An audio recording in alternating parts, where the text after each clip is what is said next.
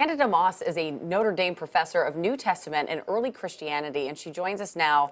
We're talking about this meeting. What about the relationship between the Russian Catholic and Eastern Orthodox churches makes this meeting really so significant?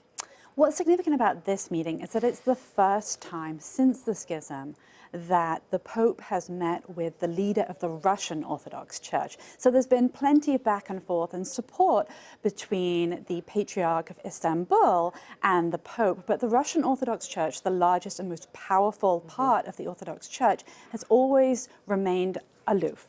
And so this is a really significant meeting because it seems to suggest that there will be more ecumenical dialogue. Yeah, and people should know, legend has it that the Apostle Andrew was the founder of the Russian Orthodox Church, and he founded it in Kiev. So it's been a long time that this schism has existed. Why do you think it's happening now? I think it's happening now because now the Pope and the Patriarch have something in common, and that's a concern about refugees in Syria. And so this is what's bringing them together, even though in the past, the Russian Orthodox Church hasn't wanted to be seen to be kowtowing to Rome. Why have the meeting in Havana? What's significant about that? Well, it's neutral territory. Going to the Vatican would, as I just said, it would suggest that perhaps the Patriarch recognized the Pope as the leader of Christianity, which he doesn't. And Cuba has this significance as a place where the Pope has brokered dialogue between Russia and the West before.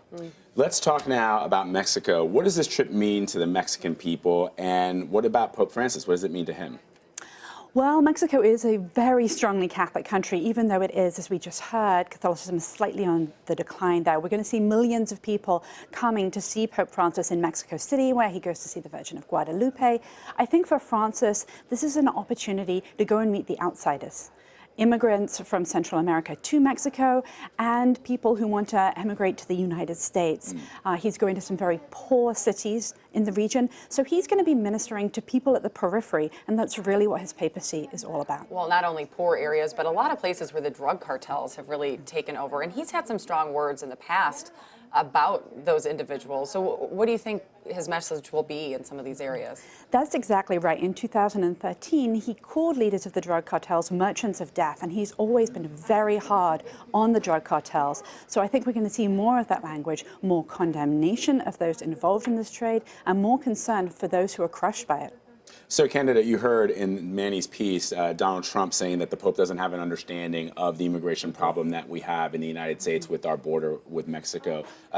What is your understanding of what the Pope knows about what we're going through? I think Pope Francis is a very sensitive person, and usually when someone says that he doesn't understand politics, what they mean is he has opinions about politics that differ from their own. When it comes to immigration, the Catholic Church and Francis have both been very keen to highlight the oppression, marginalization, and poverty experienced by immigrants.